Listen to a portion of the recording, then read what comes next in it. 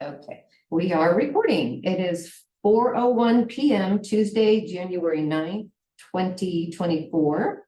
Welcome to the University Hill Commercial Area Management Commission meeting, and I will call roll. Cheryl LaGuarrie. Present. Trent Bush. Present. Tel Jones. Present. Ted Rockwell. Present. And Andrew Shoemaker. Yet. And I'll turn the meeting over to our chair, Commissioner Rockwell, for procedural items. Thank you, Lisa. We're going to consider the first one here on the procedural items, the approval of the November 7th meeting minutes. Anyone have anything they want to add before I call for a motion to approve? No. It's, motion to approve the November 7th meeting minutes as submitted. So second. Yep. All those in favor of approving the meeting minutes? It's unanimous for those in attendance. And then there's a reminder here that we probably all saw to email headshots to the executive assistant, Lisa. Yes. I think we're only missing one now or two. I don't think I've sent one. Sent one yet, so. Can we just use If the you- one that we had from last year? Well, there weren't any, we hadn't put any Yeah, there were no. photos, yeah, so just as part of the, No problem. improvement of the website and kind of kicking it up. But sure, I found a picture of you and I put it on, but Okay. you can let me know, because it's a professiontional picture. Trent was the only one that I saw the other day. I Yeah, couldn't you tell probably don't anyone want to troll for one. Yeah. No problem. I'll send it to you. All right, so we have reached the public participation portion of the meeting agenda. Are there any members of the public here who would like to speak to us? I'm seeing a hand raised. What's that?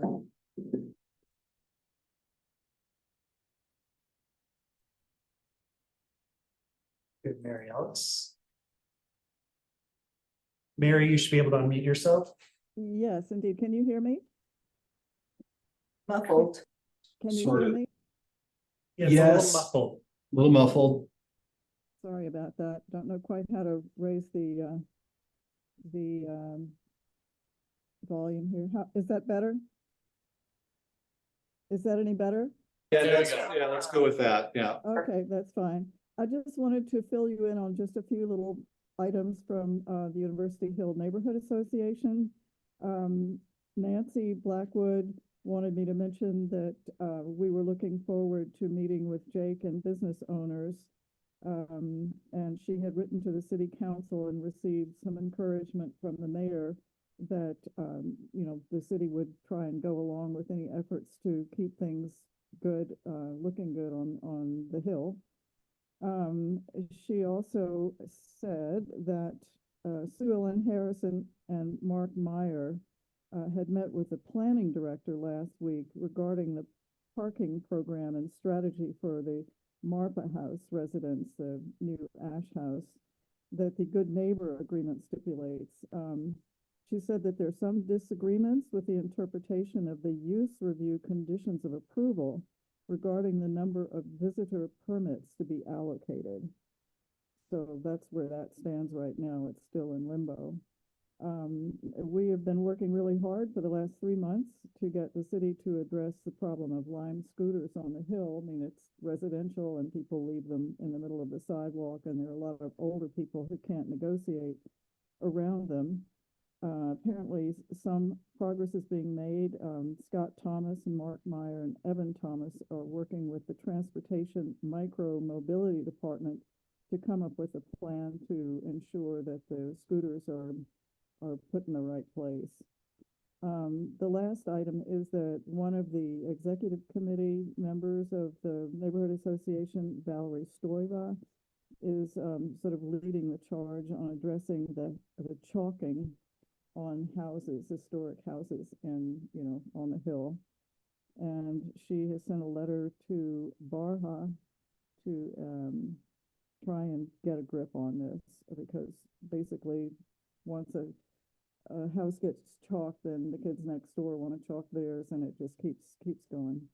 So that's really about where things stand right now with UNA. Mary, this is Ted. I'm wondering if you could repeat the end of what you're talking about, the chalking. Once a building is chalked, it what? I didn't catch what you said there. Just that there is somebody on the executive committee of UNA who's trying to address the problem of Stoiva through Barha, the landlords group.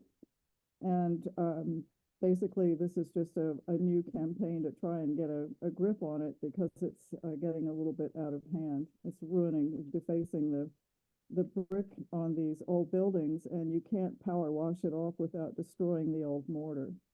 So it's a bit of a problem, but that's not probably something that you all are terribly interested in. Just relaying to you what the ongoing agenda is with UNA. Really appreciate that. I was unaware that chalking had any sort of negative kind of longer term consequence. So that's what I was trying to clarify. Thank you for that. I see, sure thing. Any commissioners have any follow-up questions for Mary or anything regarding the neighborhood association at this time? Thank you very much, Mary. Sure thing. Thank you. Oh, that's to me. We are now to the consent agenda section of our agenda. These will not be discussed. Is there anything there that anyone wanted to highlight before we move on? Seeing none. Fund financials are also part of that. Anything you want to mention there? All right. We're going to move then to Hill Boulder update. Perfect. So you should have some updates from me in the packet. I wanted to first talk about a little bit of feedback from ordinance 8590 that went into effect December 15th-ish, I think.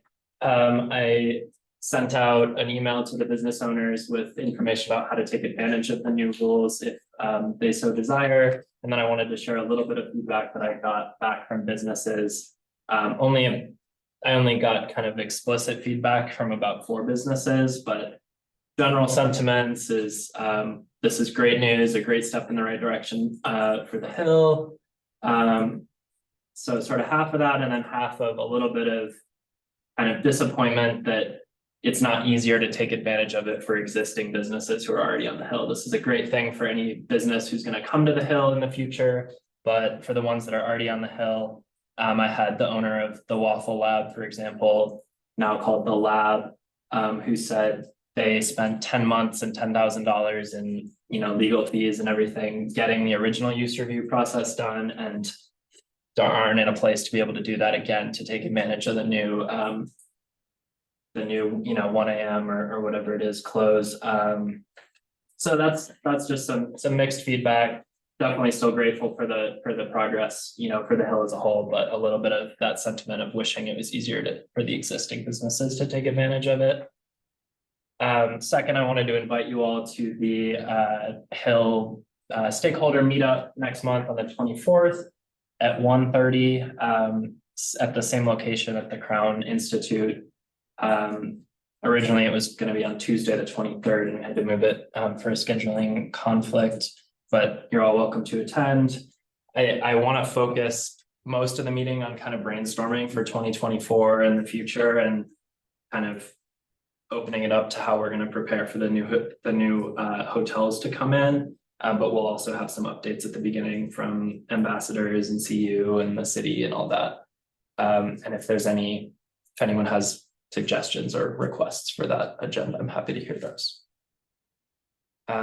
There's 2 new businesses on the Hill, I think, since my last update to you all. Nana's Dim Sum and Dumplings is now open, where Jimmy John's used to be. Soupsmith has its grand opening this month. It's in the food hall.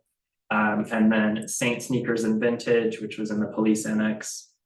They closed, I think, 2 months ago, but I haven't told you guys that. And then iPhone Repair on the Hill is no longer inside of the fair. Any questions?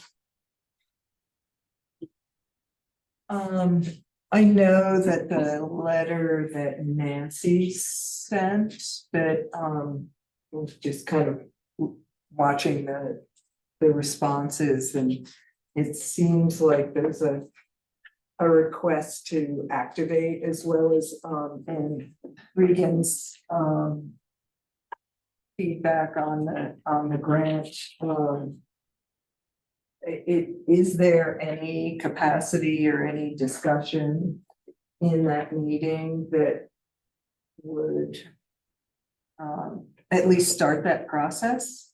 Or is that part of the brainstorming that's The gonna happen? I process. know that the Hill Boulder doesn't have the capacity to do events, unless you're planning on. Yeah, so for events, activation stuff, Regan and I are gonna be working with some money that's in a pot for hill revitalization. Yeah, I think there's Activation. about 50,000 in American Rescue Plan Act funds for commercial area activations on the Hill. So Great. Jake and myself and Justin on our special events team will be coordinating in the coming months to kind of make a plan for that. Right. Ideally, we'll encumber the funds by the end of this year and hold a series of activations or whatever it be in 2025. So that's the intent right now. I think our general sense is we're gonna hire a consultant or some external. On an external Yeah. special events company to produce just like high quality, good events for the Hill, but Yeah, still some planning to go into that. Any interest in CU clubs in doing anything? I know in the past, the ski and snowboard club would do a few things, and I think the intention of the event street was that that CU clubs would become more active. So anyway, Yeah. that was just my question is, there's no funding for 2024 really, is there? I think the idea is that we wanna save the funds for 2025. To jump in when the hotels are here. But I'm sort of paraphrasing from Okay, conversations. It's still, it's not decided yet. So there are ways that we could use the ARPA funds to incentivize activation. Concurrently with this conversation about hill activation, we're also doing a strategic plan for our special office of special events that is seeking to streamline the process for activating spaces that are well attuned to being activated. Because part of the challenge that we have with the event street, as much as the infrastructure was modified in order to make it easy to activate, we're not The seeing that. process is- Right, and there's so insurance, there's exactly. traffic plans, there's. And that's not the only place in the city that we've identified, but we'd like to figure out ways to streamline the process. And so more to come on that, Okay, but we'll make sure that that's part of that strategic planning effort. And then, yes, some of these ARPA funds could be leveraged to incentivize others to activate the space, but that's yet to be determined. thanks. I just have a quick question, jumping back to the 85. Yeah. If it's a district wide, if it's a total redo of the code, why don't the existing businesses already just fall into? Yeah, cause the code change is just, it's not, you can stay open till X, it's you can apply for a use review to stay open till X. And so it does automatically apply to the existing businesses, but all it gives them is the option to apply for the use review. So what's the by right piece that? That is if you're gonna close by 11, if you're gonna be smaller than a certain amount, that's allowed by right. Well, and that's like the lab, for instance, they would by right fall into the new food percentage of the 25%. Correct, But correct, not, absolutely. but the hours. You're right, I'm just speaking, Okay, I'm just speaking got about the hours, so Yeah. they wanna stay open until 2. Yeah. But they don't wanna spend $10,000 in 10 months to do that. Totally Yeah. understood. That was the piece I was missing. I just wanted to note on the businesses, the stakeholder meetup. That if more than two commissioners show up, either we need to make sure you're not engaging in formal business of the commission, or we are happy to publicly notice that meeting so that you can engage with each other and have UCMC related conversations, if there's a preference. It's a little hard to be at a Hill business meeting without it being relevant to the commission. So I would maybe ask who would be planning on going to that meeting. I had it on my calendar. Yes. I mean, I was planning, but I can send somebody else. Well, I'm realizing that you changed the date to the 24th, you said, right? Yeah, The Google invite I got, which is like not my invitation, it's something I accepted and still saying the 23rd, so. Okay, thank you for saying that. I have a doctor's appointment that afternoon, and so I probably will not be able to attend because I've got to get to that instead. okay. Yeah, mine's the I same. know this keeps coming up, but as long as more than both talk. Exactly, right, as long as you're, so it depends on how, yeah. Just kind of If you're split all, up. exactly, That's split fine. up. It's, yeah, then we don't have to go through the process, but if you were compelled to want to. Communicate with each engage other. With each other, yeah. But you can engage with a third person Yes. that's there and whatnot, so I think. I'll ignore you. Yes, Yeah. yes.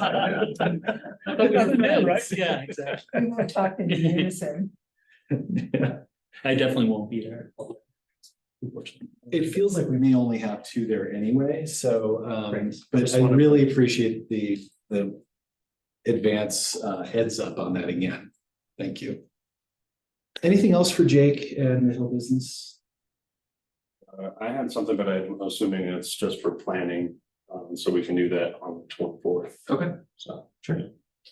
And just so you know, I shot a question to Regan about the, you know, I've walked that alley a couple times and I'm like, how can we beautify that in some way when they open in a couple of months? Yeah. So if they're available, Yeah, I mean, we can work on figuring out how to maintain them if that's the issue, if you have the pots. yeah, So that you know what I'm talking about, you know, the city may have a supply of the big cement pots, and if we put them in that alley, leading from the front entrance to the event street with some good greenery, it could help distract from the less attractive parts of the alley. The building on the sink, it had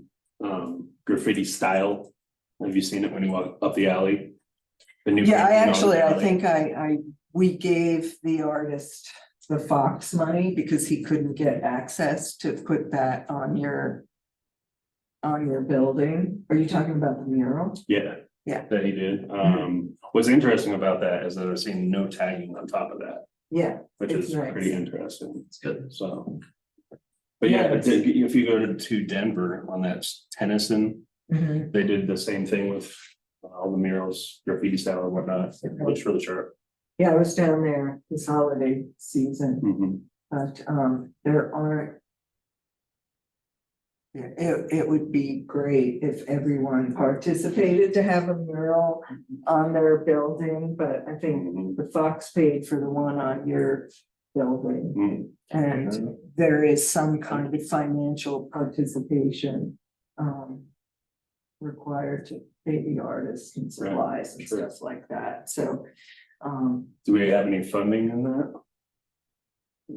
Our funds for the year to do something like that?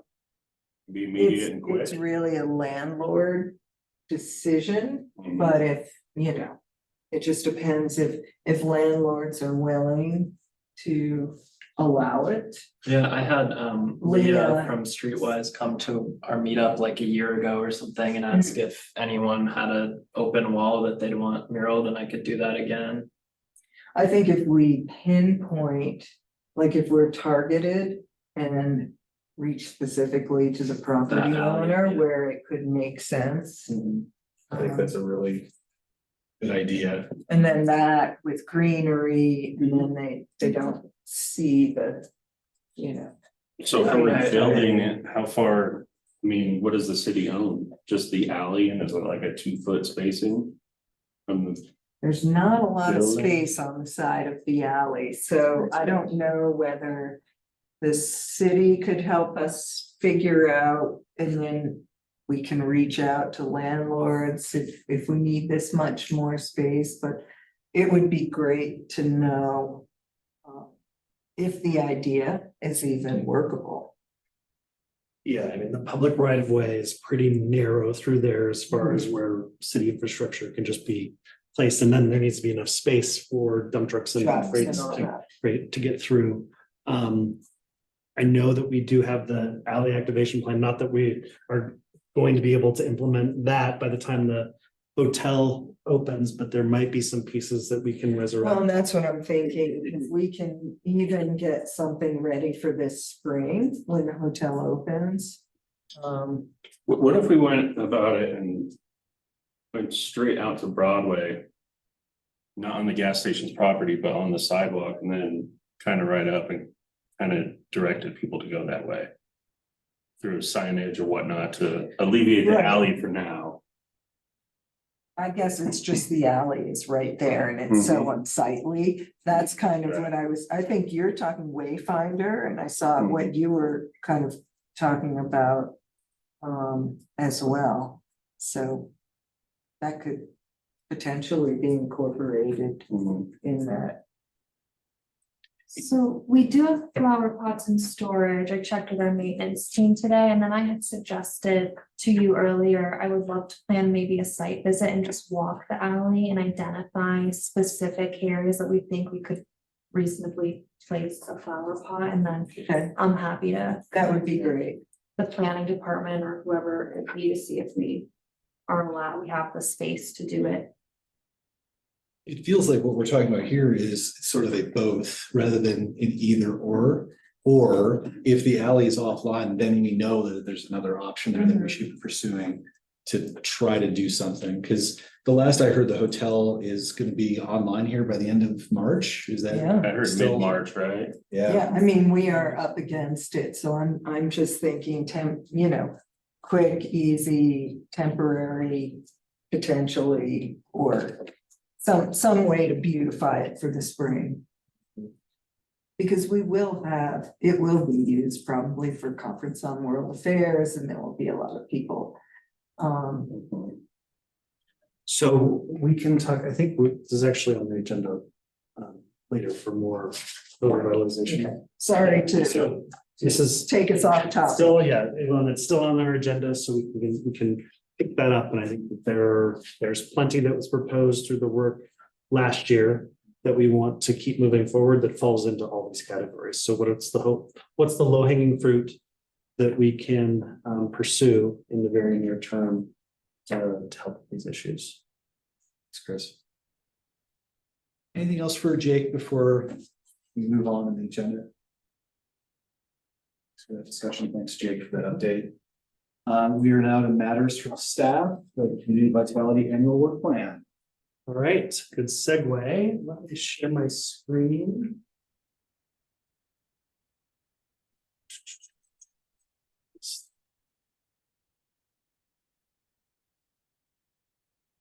Okay, this works correctly. Okay, good. All right, I have a very brief presentation to run you all through.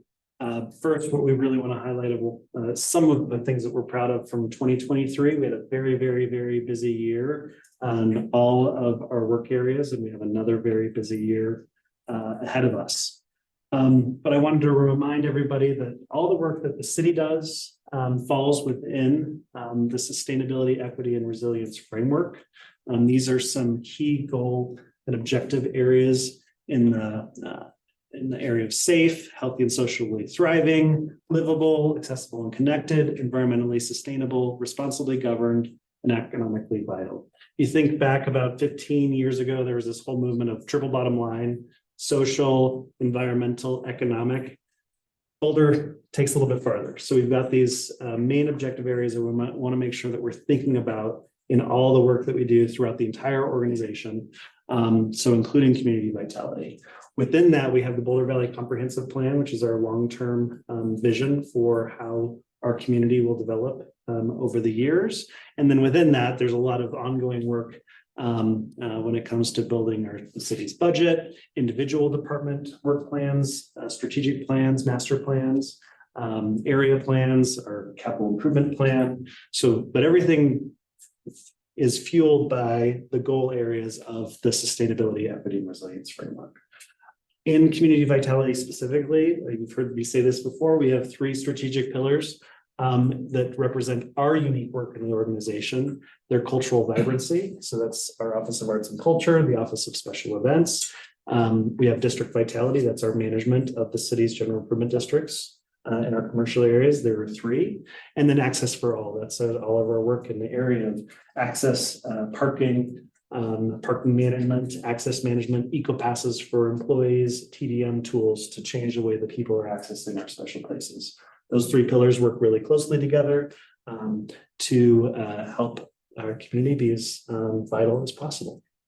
So we have a number of efforts in 2023 in pursuit of those pillars. In the area of cultural vibrancy, we distributed $1.08 million through 158 arts grants. The Valmont Rain Garden is a highlight of a major milestone. I haven't been able to check it out yet. I'm not sure if anybody here has, but a cool art installation over at Valmont Park. We used our ARPA dollars for some commercial area activations in the downtown in partnership with the Boulder Social Streets and the Downtown Boulder Partnership. Number of activations downtown. We also had a number of activations in Boulder Junction. We're planning to do this similar type of work in University Hill this year and next. In the district vitality area, we had a capital program of $3.4 million. Last year, this was largely focused on maintenance in our downtown garages. So a lot of work. I don't know how much time you all spent downtown, but we had a lot happening in, I think, all but one parking garage last year. And that's going to continue into 2024. We made some great progress on the Boulder Junction wayfinding and branding signage. So that's another project that Regan was leading. You can see an example of the rendering of that signage. It's currently being installed right now. So we're looking forward to having those installations completed here pretty soon. In the Access for All front, hopefully, maybe you've all been able to enjoy the new gateless technology in our downtown garages, but so far that's going really, really well. We combined with that, we had resources to replace all of the lollipop signs, is what we call them, in front of the garages to identify the city-owned garages with real-time information about the number of spaces that are available in the garage, as well as signage interior to the garages that with directional arrows to say how many spaces are if you go this way, how many spaces are if you go another way. So really excited about that improvement in our parking technologies. And finally, we replaced all of our on-street parking signage on the hill, downtown, and Boulder Junction. So hopefully you've seen kind of the refreshed look to the wayfinding for where people can find the pay stations. There's also really clear regulatory signage saying if you park here, you need to pay. Here are the arrows that indicate the extent of the paid parking. So that's really going to help us reduce the amount of voids that our municipal court has been issuing over the years due to the signage that wasn't exactly clear for how people were parking.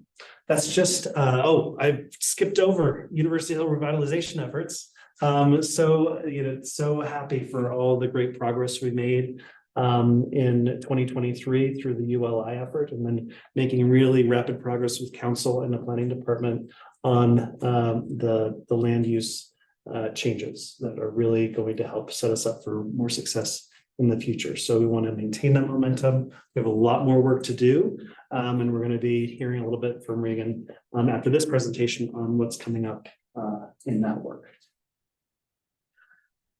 Some of the projects from 2023 that are rolling over into this year, we still have concrete work going on at the St. Julian, the Randolph Garage, RTD, and 1100 Spruce. we've had some pothole issues at the Spruce parking lot. We're getting ready to repave that.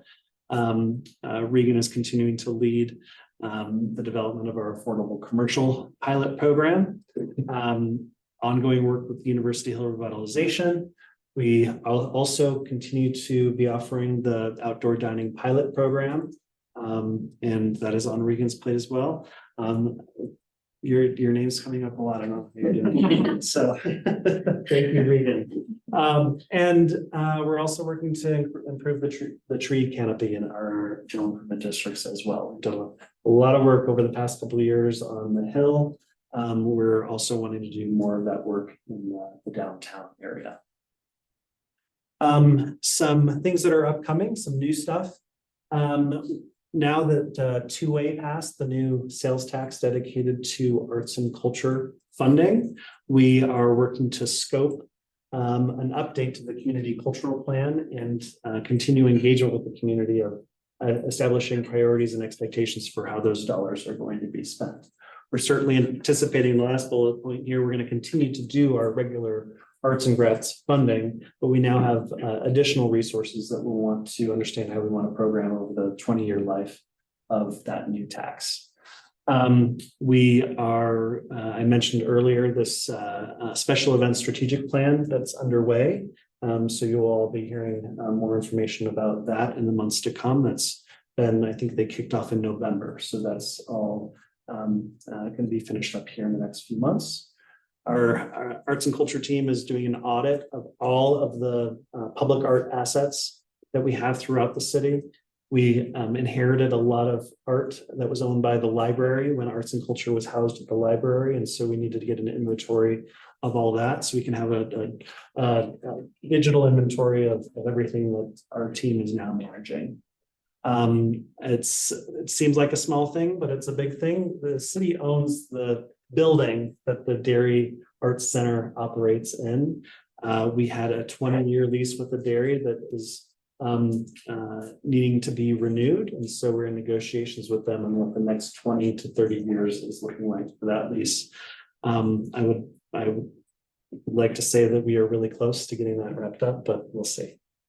Creative Neighborhoods is a newer addition to the work plan for the arts and culture work group that's focusing on expanding public art opportunities, specifically in neighborhoods around the city. Well, we have a lot of murals and public art in our commercial districts.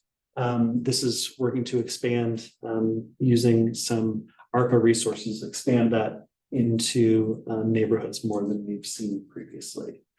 And I mentioned the ongoing grants dollars. In the district vitality work area, we have an even larger capital campaign in 2024, $5.2 million in improvements.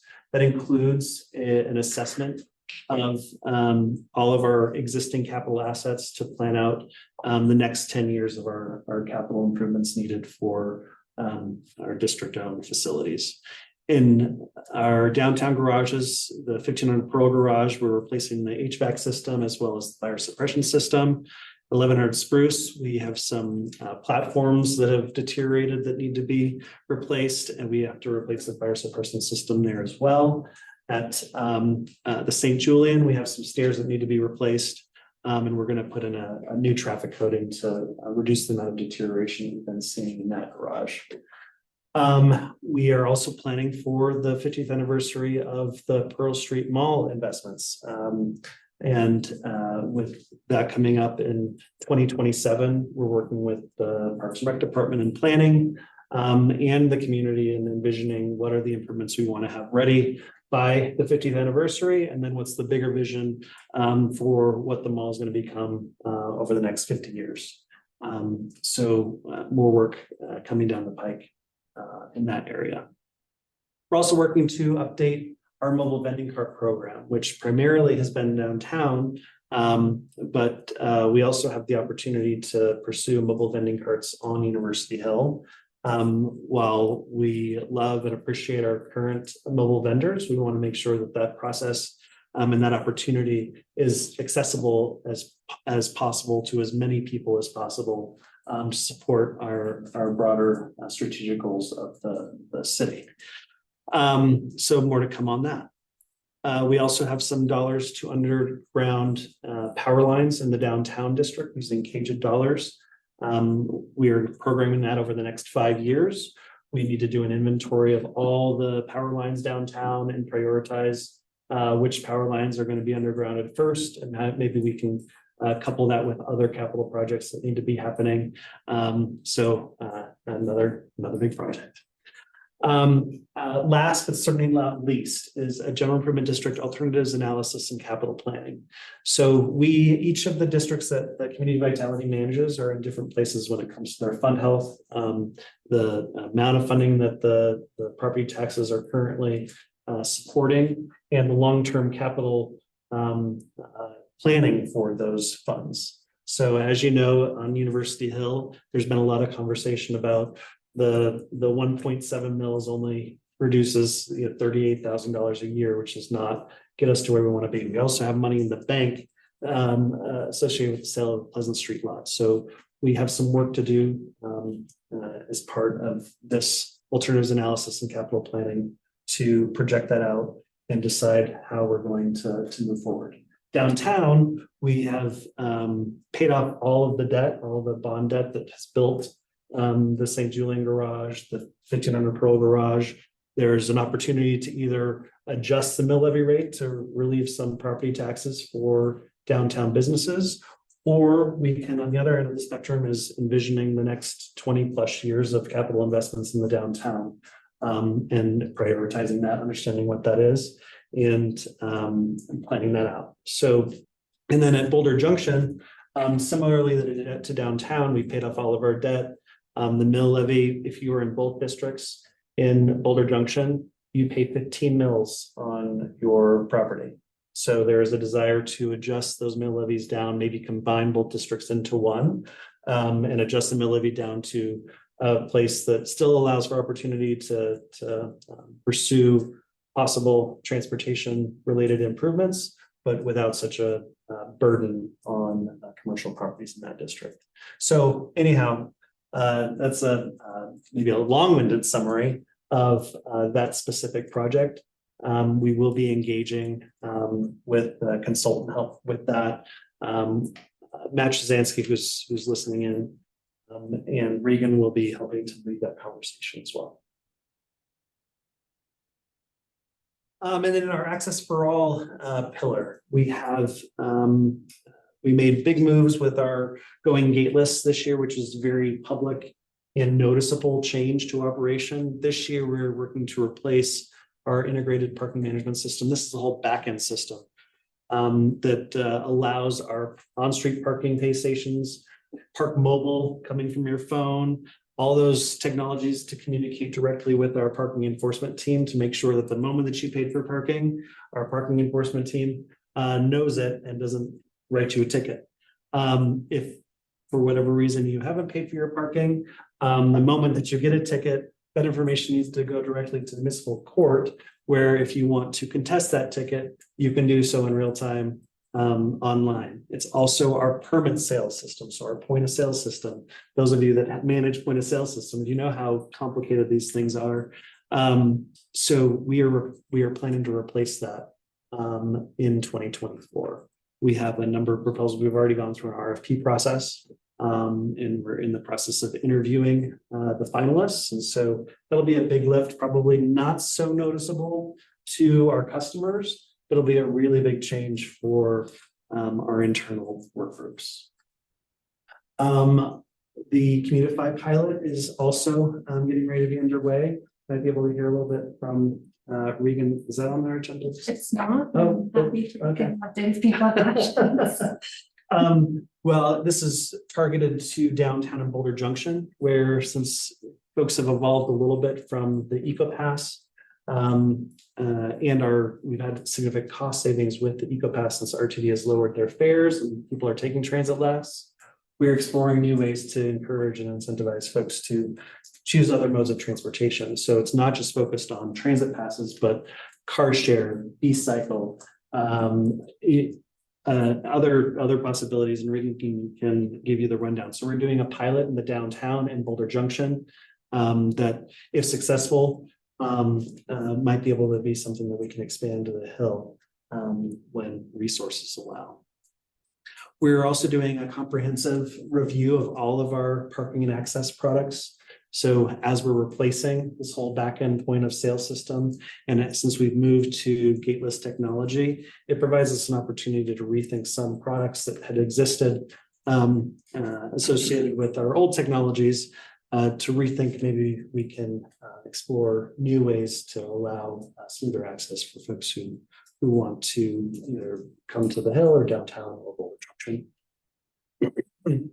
And finally, we're implementing a digital access management system called Beehive to digitize our work orders for daily or routine maintenance practices for our maintenance team, but that also ties into long-term capital asset planning.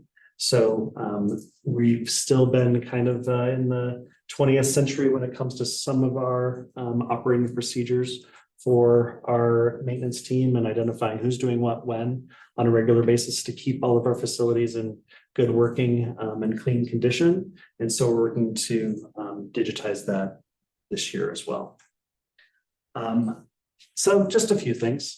But we wanted to share with you all kind of the comprehensive look, and it wasn't comprehensive. We have even more than that. As typical public servants, we take on huge bites and chunks and make as much progress as we can. And these are the areas that we really want to make some progress on in 2024. So with that, happy to answer any questions. An addition accomplishment for you. There was hardscaping was completed on the Hill, but we Yes, started with that. It was one of the yes, first things that yes. Trent and I did on this commission. It finally completed in 2023. So Yes. any questions for Chris? No. Thank you so much, Chris. Appreciate it. I just do the talking. It's the folks who need to extend your thanks to. But with that, we have more details specifically for the work plan this year and the Hill revitalization. So Regan, over to you. I'm going to start with ULI TAP final report. As you know, we met with the TAP back in June. We received a draft final report from them. I think I mentioned this during the last commission meeting. We finally have filed our internal feedback with the holidays and the annual work planning and whatnot. It was a little bit of a delayed process, but we've compiled our feedback, and I'm meeting with ULI this week to discuss incorporating some revisions that we've identified as important, ultimately to just better reflect the engagement process and the interviews that were conducted with several of you all, that ultimately helped inform the recommendations that they had for us. So once those revisions are incorporated and we have a final version in our hands, we will share it with the commission and more broadly, fingers crossed, before the next commission meeting.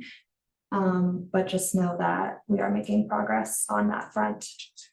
And then related to just broader Hill revitalization efforts and the recommendations from that TAP program. So shorter term efforts for the Hill is on our 2024 work plan. So this is activating, better connecting the district downtown and within, and enhancing its brand and identity. So we're really beginning to build a vision for this work, scoping out current projects that may or may not impact the Hill, assessing gaps, developing a timeline, and intend to bring on a planning and design consultant this year to identify actionable projects that activate the district, again, better connected to downtown and within, as well as further exploring the concept of enhancing the district brand and identity. So still very much in the scoping phase, but we'll certainly keep you all posted as this work progresses, including when we begin to develop an RFP to bring on that planning and design consultant. And then happy to also just continue the conversation around these low-hanging fruit options as well that we were discussing earlier. These projects that can be quickly implemented without a planning consultant. But that's kind of where we're at now, really in the scoping phase, the blueprinting and planning for this work. So I'd say that hopefully by the March meeting, because since we meet every other month, we can at least have an outline of the scope for the big effort and some of these low hanging fruit items, because I think there's a number of things that have been mentioned in this meeting, and there are some other things that we already have in the works that we can make sure that we've got something happening when the hotel opens, even though we still need to do this longer term bigger picture work.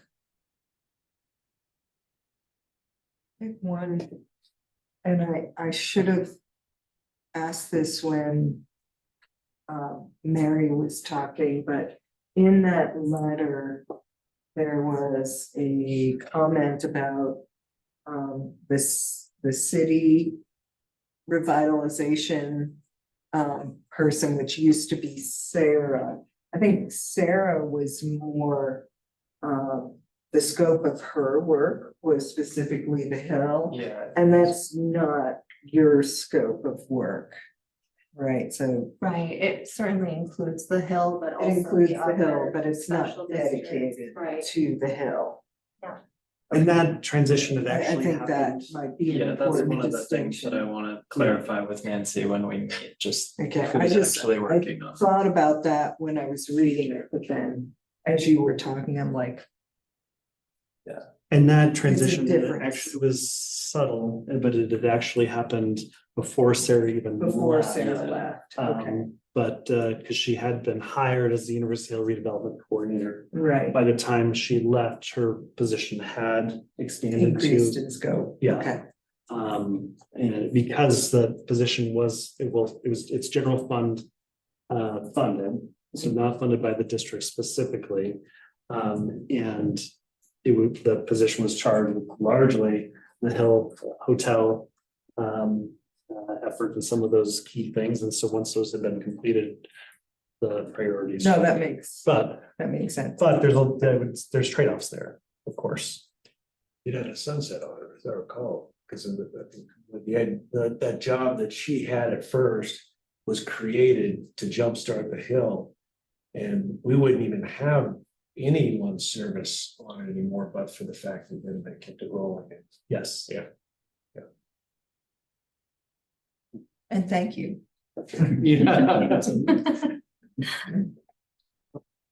Yeah, I just wanted to make sure that I was clear on the change. I look forward to hearing more in March, mainly just because when this first hotel opens, do we know the name of the hotel? Are we allowed to say it out loud? It's the Moxie. It's the Moxie. Moxie. There's no sign up yet, so you never know. The Moxie. Because they're having a hard time making decisions around the color. Yeah, anyhow, yeah, once the Moxie is opened, there'll be all sorts of kind of attention and pressure there, and so kind of hearing where we are in March will be helpful. As a representative of that area, to be able to help the public generally know what's going on there. Or people who work nearby, like I do. So appreciate that. Yeah. Any other questions for Regan?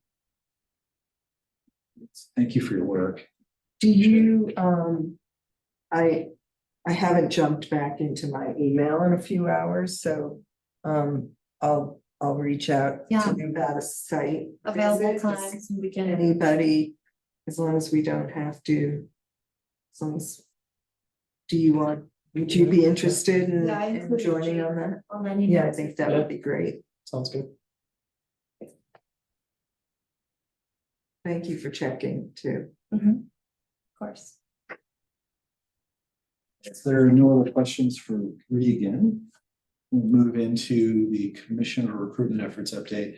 New name on the agenda. Yes, and maybe a new face for summer, all of you. Semi Smith has joined the Vitality, supporting us from the city's communications and engagement team. So Jennifer Bray retired late last year, and so Emmy is desiring to want to join the community vitality team. And we were very excited about that because we worked with her a ton when she worked with the Downtown Boulder Partnership. So she's got a lot of pre-existing relationships, understanding of the work that community vitality does. And so really wanted to take this opportunity to share about how we're recruiting for commissioners, but just have you all meet Emmy, because you will hopefully be seeing her face a lot in the years ahead. So with that, Emmy, I don't know if you want to say anything about yourself before you get into the. No, I think Chris covered most of it, but it's so nice to be here and meet all of you, and I had the pleasure of being with the city's library department for a few months before coming over to CB, so I've been with the city for a little over 6 months now. And I've been able to help our communication person on the commission project. And so I can share an update on some of the efforts that have been done so far with recruitment.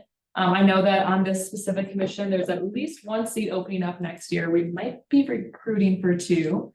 But I know that in your packets, there should be flyers. Lisa, did we pass out those flyers and those packets?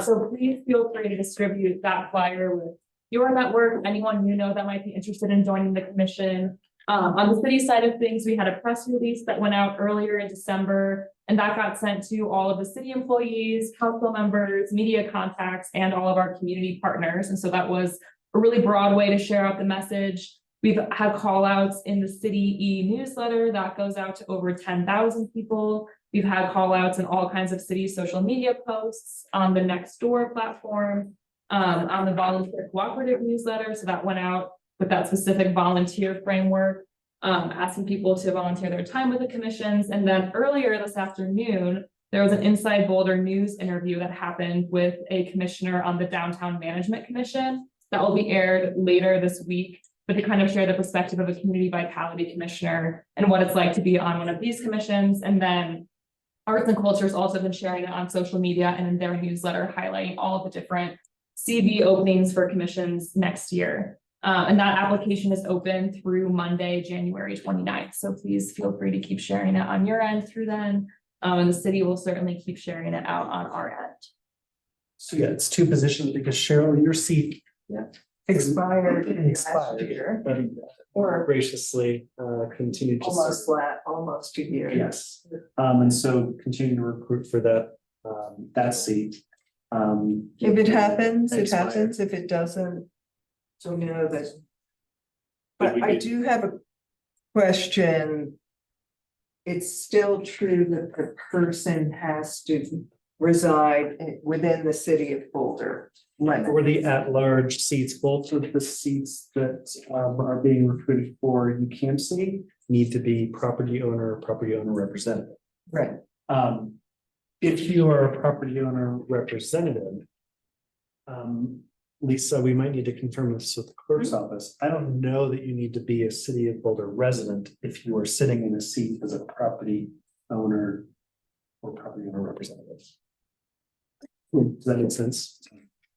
And there has to be a female on the commission. Yes. I reached out to 2 females to see if they were interested, but I reached out to 1. I don't know if this came through yet. I mean, if it ends up that there's a need, I'm happy to carry us through. On the female side. Absolutely appreciate that, but we would like to also give you a little bit of a break. Because you've been on this commission for more than just this. 9 years Yeah. total, I think. Wow. So. I had to go off for a year and then came back on. I do have one question, just, are you on the connector meeting next week? Did I, not you, Andrew? Yeah, okay. Have you been participating with the Hill Downtown Connector meetings? If not, yeah. I stepped Because off then that. there would be 2 commissioners if I end up participating there. No, I stepped off that, so unless. I think Mark is pretty active in that. He's pretty good, very good. All right. And I'm still a little confused on what I need to do, if anything, or if I have the opportunity to continue. Yeah, for sure, I talked to John in the city clerk's office and he did encourage you to reapply. So I just need to actually reapply and. go Right. through the Song and dance. Yeah. Okay, For this year? I guess I'm yes, off and Yeah, I'm tired. I have a 2-month off life at this point. So I think what happened was you fill the seat, so the seat terms don't change, the dates associated with them, so you fill the seat that had been vacant for a while, so that's why Right. it's so So short. I started with a Yeah, 3-year, sure. I took a year off, did a 5-year and then extended a year. Is that year off still applicable? Has that changed? I know that there was some discussion about if that was necessary. There are still a number of recommendations that are being considered by the city clerk's office that would change our approach to all boards and commissions throughout the city. But it's Does that going to take affect- some time. It's not, none of those changes are going to be, In other words, does he have to go off for a year before he can apply, or can he apply for this year? I think what our hope is because he didn't he didn't complete the Fill it full all. term. Because he came into a seat that had been vacant for some time. That is what happened to me, and I had to go off for a year, so it would be great to clarify Yeah. that for Chen. But it will also depend on how many applicants we get. So there are 2 seats that we need to fill. One of them needs to be filled by a female. If we don't get a lot of applicants, then even if the seat, if the term expires, if we don't get any other applicants, then we don't have to go through an interview process because there's. It just rolls over. It just rolls over, exactly. 5 more years. 5 more years. But in any case, I should reapply anyway, just to make Yeah, sure. because then we can formalize it Yeah. and then maybe we can make it so that you are in that seat, solidly in that seat, it's not an expired seat that we'd be recruiting for in the future. So we still want to confirm that'll be the case for you. We'll compel you to continue to serve. Yes. Is there any way that the commission, so let's say we get 2 applicants and one of them is Trent. Is there any way for the commission to advocate for Trent to continue on the commission, basically? Because the thing I'm concerned about there is not having enough to go around. And having someone who's spent the last couple of years getting themselves educated on what's happening. I'd prefer for us to have an educated individual about what matters of the Hill are than to not serve, not have someone take a year off because of a rule. Yeah, there's not like a formal, it's because it's council's decision. Sure. And it's depending on their priorities. Fortunately, this is not a hyper political commission. Think about planning board. If there was a dynamic on planning board that was not compatible with a new council's direction that they wanted to take, then they're gonna be. I thought it was Thanks city for- manager now. No, that's a recommended change. That is. So yes, it's not this year. Okay. Yeah, and that's just my concern is that some arbitrary thing like having to take the year off just happens. And that's, unfortunately, it's all dictated by code. Yeah. So we don't have a lot of flexibility in that. But because Trent's not been in the seat for the entirety of the term, Sure. I think there might be some. Okay. Um, Let me know if I need to go like, Absolutely. punch someone in the arm. Be really, really nice to them or something, you know? It's a really important time Yes. to have somebody who doesn't need to spend a couple of years getting up to speed. Well said. Thank you. And I'm a warm body, here I said, so. Angie loves the hill. I love it. Well, we will look forward to seeing your application. Okay, well, I look forward to turning it in. Is that right that I noticed a different group of Boulder Junction has a seat that's been open since 2018? Wow.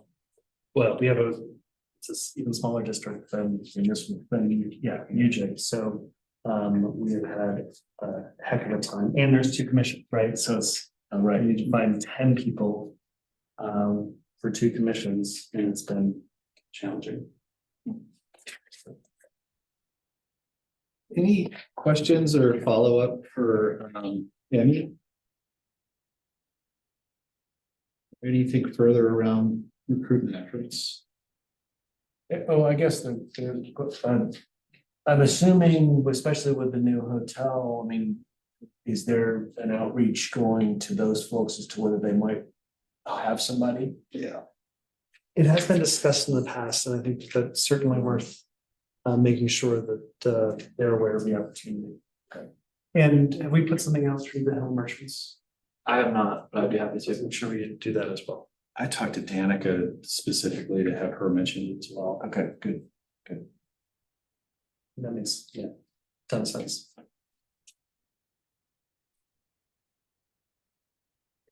I can also seek clarification too, as far as if the property owners and representatives need to be residents. I'm kind of leaning towards, I don't want to misspeak, but I'm kind of leaning towards no, but I'll, when I get the answer, then I'll send that out to everybody. That would be great. I'm pretty sure you don't have to be. Right. When we were talking to Mark before. Exactly, because Mark was eligible and, yeah, but then, because he doesn't live in town, but Yeah. he's a property owner. But as a property owner, you could be.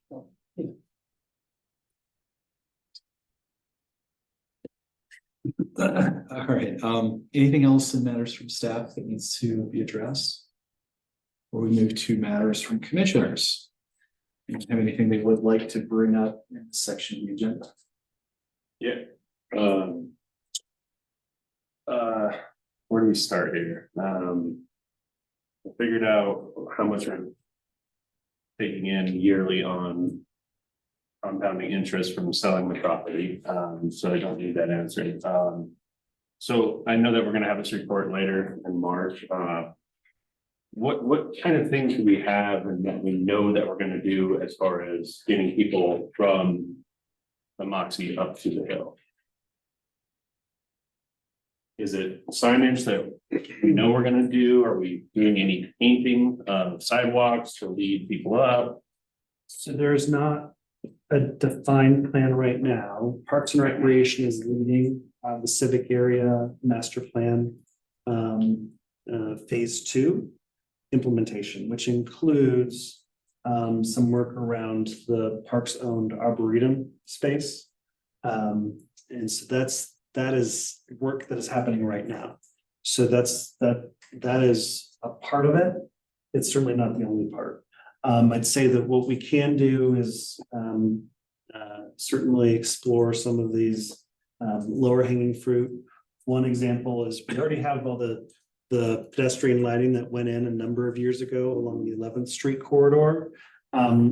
If you've been downtown, maybe you've seen these smaller signs that the Downtown Boulder Partnership produced that have arrows saying, 5-minute walk this way takes you to wherever.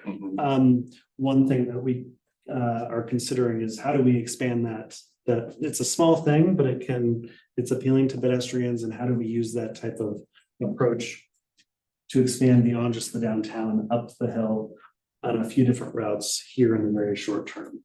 Those are certainly things that are under consideration because it doesn't take a lot of money. It takes a bit of time, but it could really help with that effort to pull people in both directions with the new hotels. Beyond signage, would it fall to the Hill Boulder if we wanted to create something that can be put in the hotel rooms, the lobby, some kind of sales piece about the variety of businesses that are on the hill? I find that a lot of people still don't know what services are available if they're looking, whatever, to get a tan, or if they're looking to get their nails done, or if they're looking to get new sneakers. What I think Visit Boulder is gonna be a big piece of that, right? From what I've heard. will but they they don't- produce a hill specific I piece, can or talk to do we need Charlene to and see if consider? that's something that they're contemplating. I think it does make a ton of sense for the Merchants Association to be thinking about how. Because it could take 2 months just to produce something like that. Yeah, In the meantime, we could even, Jake, just do like a QR code that points There you go. visitors to the merchant directory on the Hill Boulder website. So that could be a low hanging fruit option, or that really creative map that was. yeah, I was created just gonna say CU that, so back- we used some ARPA money last year to commission a CU student to draw a map of the hill. That with the eventual plan was to turn that into kind of one of those, like downtown has one where it's an old, map, and then around it there's ads, I think. And that was kind of the idea, and then that would be able to be put in the lobbies of the hotels. So we have the map, there's nothing, I haven't designed anything around it, it could be a booklet, it could be anything, but a big chunk of that's already out of the way. Yeah, I think a private company, you had to buy that advertising space around the map, and a private company created the downtown Boulder map. okay, But I think anything that we can do that, gives people an understanding of all the various cool things they can find on the hill. yeah, so it would be really easy for me to create that.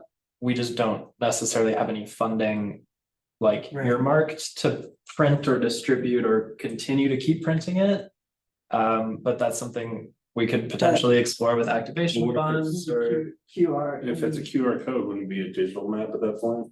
if it's a QR code, yeah, then Yeah. that would be much cheaper. But Yeah, even, asking the hotel if, if that could be part of their, what to do around, town, like you Yeah. can find in many hotels. yeah, so it could be a QR code to a little, digital guide or something. Well, and making the hotel aware of it generally, I think that getting something like a QR code or a map in the hands of people who are staying there is one thing.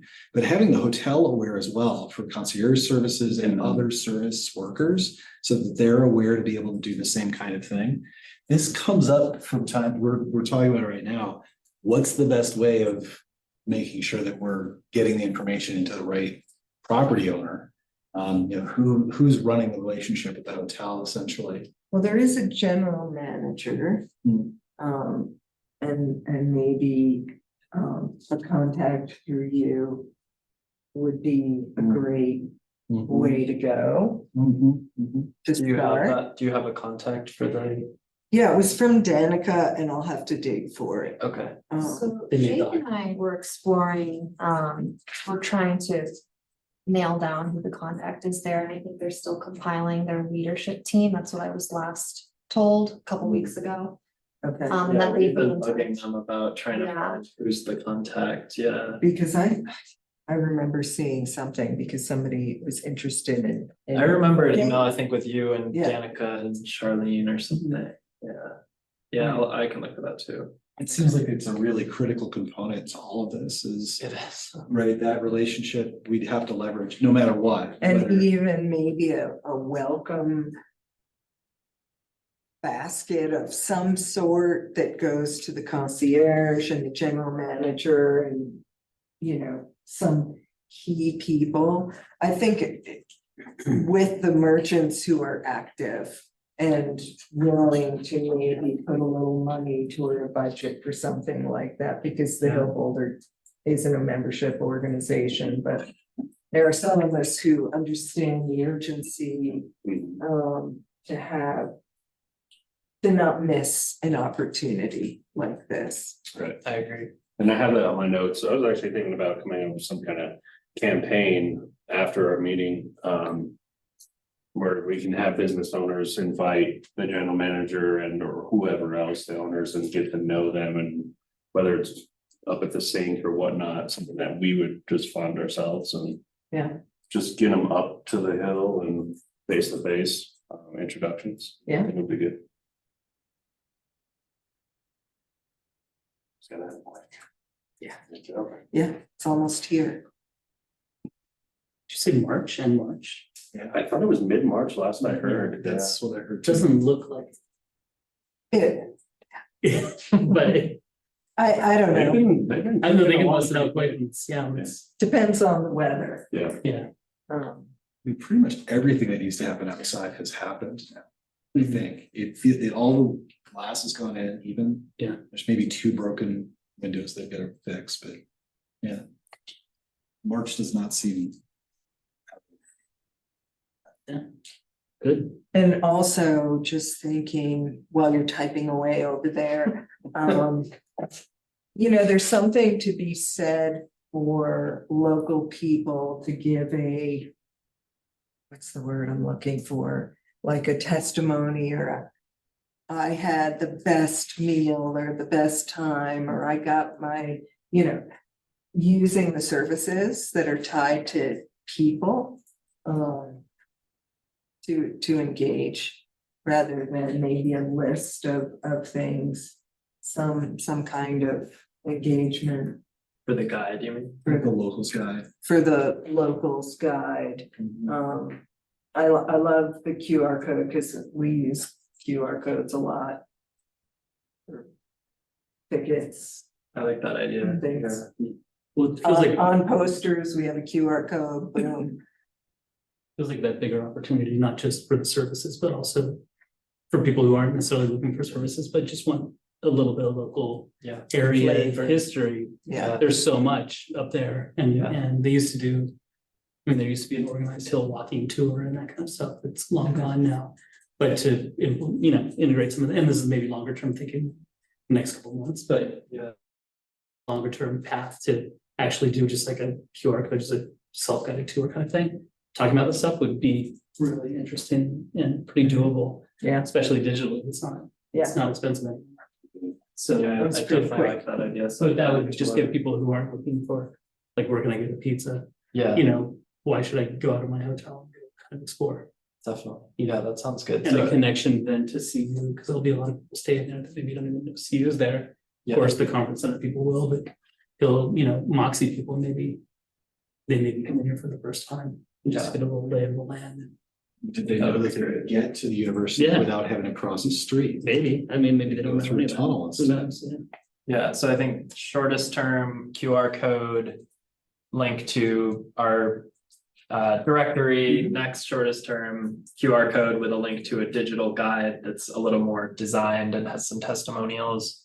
Longer term printed map or booklet or something that's actually in the lobbies maybe. I Or do we, mean, do we not I use think it? if you, need I that? think if Do we you not use have an it? image.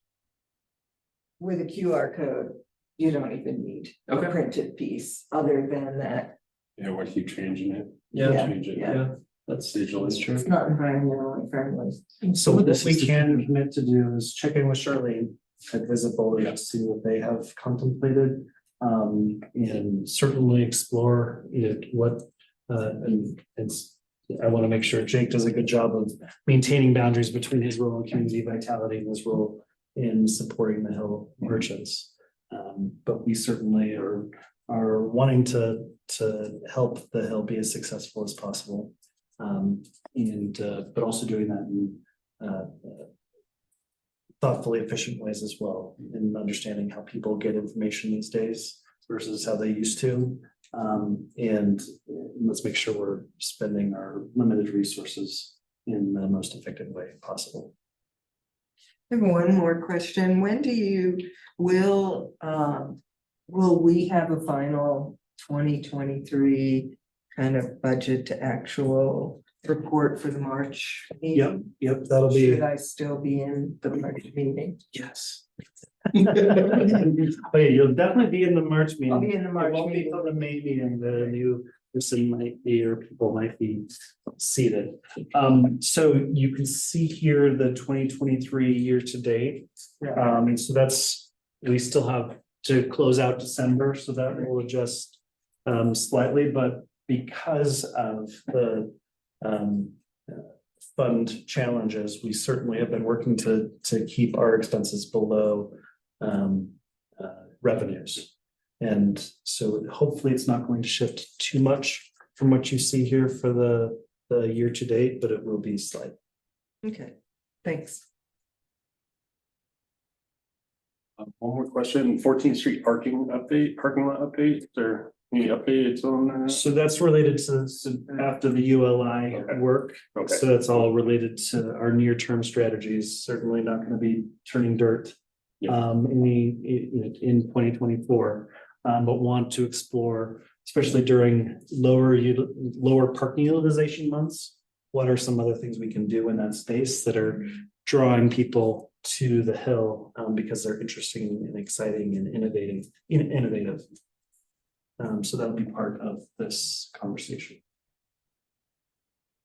Are we aware of any large events happening at the stadium? I was just gonna say, but I figured, I mean, there are two that will be definitely happening. What time of year? Well, Tyler Childers is in August and Odessa. Oh, I'm not saying something that's maybe not public yet. Is Yeah, I didn't even know. It's not. Inquiring minds. Thought that was June maybe, but I could be wrong. The reason I ask again is activation of the 14th Street lot, right, around one of those events could be an interesting use and one that could be publicized ahead of time to allow for there to be sufficient awareness, both among vendors, but then also the public generally. I know during Dead and Co, the activation of the Boulder High field ended up being a giant event. And while I'm not advocating we do anything quite as ambitious as that, or ambitious is the wrong word. It would seem to me that the 14th Street lot would be really a great asset for the city. And we are very open to folks wanting to use that space for something other than a parking lot. Yeah. Of course, we are also subjected to the planning department's use rules. I hope that we would be able to maybe expedite some of those things. BBSD is not subjected to the same rules, so that's kind of an interesting dynamic for the Shakedown Street versus what we would, as far as district Culturally, management. There'll be different. Oh, totally. um, It's the getting other folks to yes. Because we want that asset to generate revenue for the district. And that revenue does not have to be from parking. It can be from somebody who's built a bar from a shipping container and is selling booze. Barbecue. Or barbecue, sorry. Another. I mean, I'd say that CV, that is exactly what we want to be seeing in underutilized public space. I can't commit that that is something that the rest of the organization will just be like, yep, go do it. And that's. It also decreases the district's parking Right, and that's, income, but maybe it could be offset with a rental. well, and during the summer, during the summer. that lot is traditionally underutilized.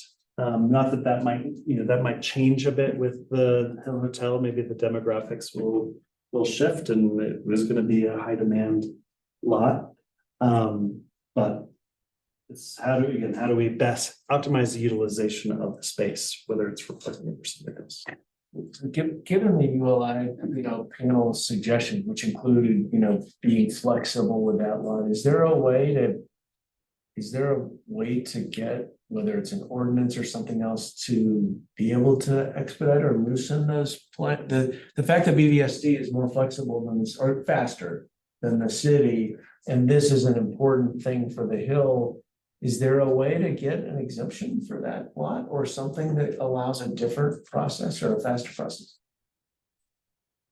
Probably, and there's probably a way that the city manager, because it is a city-owned facility, Yeah. could just say that I am the city manager, we are not following these rules because we're the city.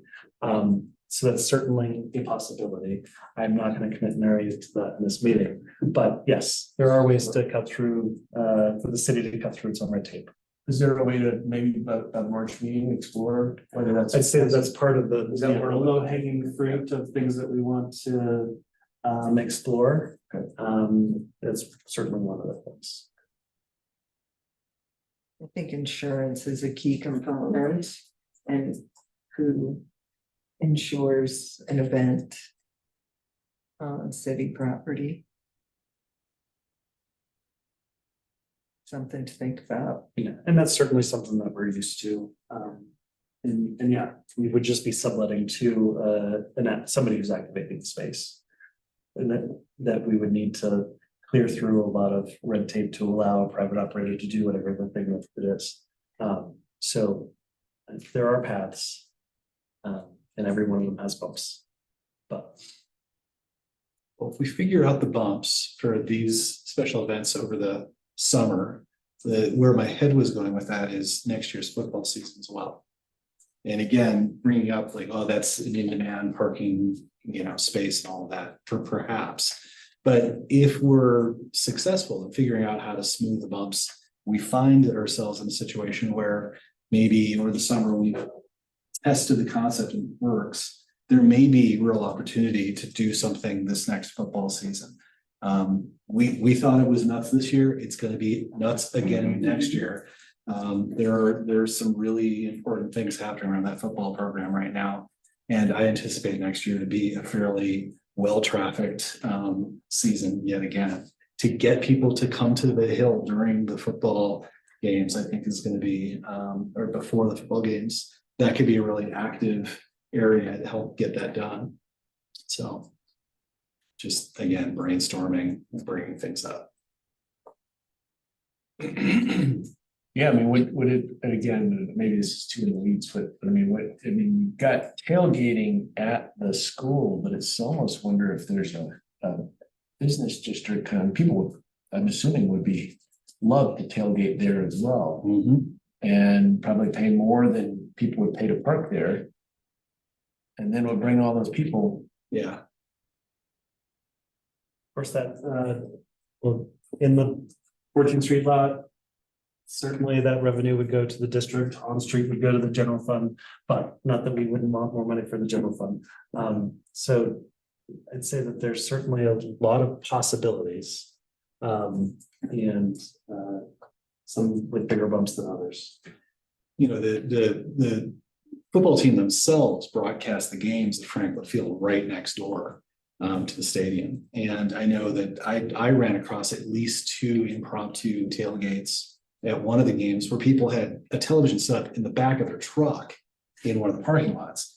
The city could do the same kind of thing in that kind of space for people who don't have tickets to the game, or people who are not interested in like schlepping back and forth really quickly. They come up to the Hill, get a bite to eat, halftime or something, and then go back. There's a lot of opportunity there, especially the night games. Those night games, I'm telling you, like people were wandering around even while the game was going on, looking for things to do. So I think there's a lot of opportunity for the Hill to be able to realize benefits due to that traffic. But we can't all brainstorm together because we're all. I know, we have to do it here. That's why. We just gotta like go explore that. Because I can tell you years ago, like, this is a decade ago, maybe before the hotels were coming, there were proposals, there was ideas, but it predates you, I think, Chris, is this to put a large screen on the wall over the city's lot right next to the new Alice's restaurant or That's CU's lot. CU's lot, yeah. And so if you could do that at the 14th Street, I mean, the company would pay, I mean, they would give you that screen for free for the day in exchange for also putting a screen next to it with an advertisement. And so you could actually get the game put up on a screen. I'm sure a company would do that for free. And then, then you've got the whole tailgating, people would pay a lot of money for those tailgates. But how do we explore these ideas? So it is getting a little bit. Might have, there in Denver, there was, and I think it was through the Arts District, maybe the LED advertising that they came up to Boulder to explore, and maybe you recall they even talked to folks some of us who had businesses on the hill about using stuff like that, LEDs and. Right, David, I Advertising. forget his last name, but he was with, the group tied to the Avalanche, anyway. Yeah, so anyway, there's all kinds of, Yeah, I mean, there's a Ideas. lot of possibilities. There are a lot of things other communities are doing that we frankly have not been doing. We don't have party planners at the city. We have facilitators. why not? I know, that's a good question. And that's is a question that we are contemplating in our special event strategic planning. Because we are largely facilitators. When folks come to us saying, I want to do blah, blah, blah. It's like, okay, how do we get them through the process to make sure they've crossed their T's and dotted their I's, and keep people safe, following all the rules that we apply to everybody, yada, yada, yada. Cheryl, you've been through this a few times. We could be doing more. Some communities do more.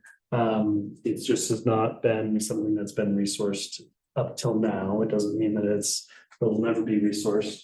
I'd say maybe one of the few things that we have taken on as far as it's not a party, but the Day of Remembrance for the shooting a number of years ago. So that's something that we have taken on we are going to organize and make sure that that's something that continues, but it's a lot of work. Yeah. And it's not about making money. It's about, making sure that we are following through with our commitments to victims, and that's on our work plan. I didn't mention it specifically, but that's our current limit. Doesn't mean we can't do more fun stuff. We need to think about resourcing. We're not going to figure that out by March. But we do want to keep as many doors open as possible for possibilities, certainly for others to come in. CU has screens, right? It's like and that's something that I think we were really interested in, not necessarily for home games, but away games. Where are people watching their away games, and how do we capitalize on that as just one thing on a long list of things that would be really nice to do? What are we prioritizing, which we're actually going to do, and how are we going to pay for it? And those are things that we need to continue to contemplate. Well, leveraging CEO on some of this stuff is Exactly. really important. And, to the point of, I was really upset actually years ago. There used to be a lot of CU activations on the Hill. This is going old timey, but like homecoming parade, and there were so many things that happened up there. And then it all got moved to Pearl Street. Yeah. And then the Hill got forgotten as the home of CU. Right? And then there became such a disconnect. But there's got to be a way to then tie them back in. Because I'm sure there's broadcast rights. I'm sure there's all kinds of crazy stuff that we would need their support on anyway. But the tailgate thing is something you've been talking about for years of, why does it have to just be exclusive to Franklin Field and the surrounds for the people with As long the as you're money and not the charging tickets? people. Yeah, put it up. how can you then start tying that back? And I think this football program, to your point, that's the leverage point right now. It's like you said, it's only bigger. So the more, but it also feels like CU's got a much bigger interest now in actually tying that back together. They're helping with the ambassadors, they're helping with a bunch of stuff. So maybe it's wishful thinking, but I think that there's a way to maybe tie that back in and get their support. They're party planners, they can do it. They used to be the party planners of Boulder. It's a long time. Yeah, I think that Andrew's question about how do we get momentum on this is really the heart of the matter. It does seem like there's a lot of ideas. It's a matter of, well, how do we document those ideas, prioritize those ideas, and then take action on them that's meaningful, that doesn't overburden staff, that's reasonable, it's not going to end up breaking the budget or something like that. But I think that's the real question we should all kind of grapple with beyond recruiting for the commission, is, how can we translate some of the ideas that we have into action in realistic ways? Because there's a lot of opportunity in the next 2 years. And we're really fortunate to have the stadium getting activated over the summer, and then also a football program that's going to be bringing people in and bringing attention to Boulder. That doesn't happen even sometimes in a generation, so. And 2 hotels opening. And 2 hotels, I'm sorry, yes, Yeah. of course, 2 hotels Don't forget opening, that. exactly. All right, well, we've thoroughly beat that to a pulp, which is, exactly what we're supposed to do. And we do it in this space because we can't meet as a group to talk about these things. Which maybe is another form of strategy we should talk about in the future, is if we need to do that, we should schedule more meetings to do these things. Not gonna suggest this in this meeting at this moment, but maybe in March, we can bring that back up again and suggest maybe throwing some things on the calendar, and whether or not we use them isn't as important as we have a date on the calendar. We can get together via Zoom or something and discuss something. Without it running foul of public participation rules. Any other matters from commissions? Or from commissioners having said that? Reminder that our next commission meeting is Tuesday, March 4th at 4 p.m. Back in this room, virtually via Zoom. And there's nothing else. Going to adjourn the meeting. Thank you very much. Thank you. Thank you. Thanks.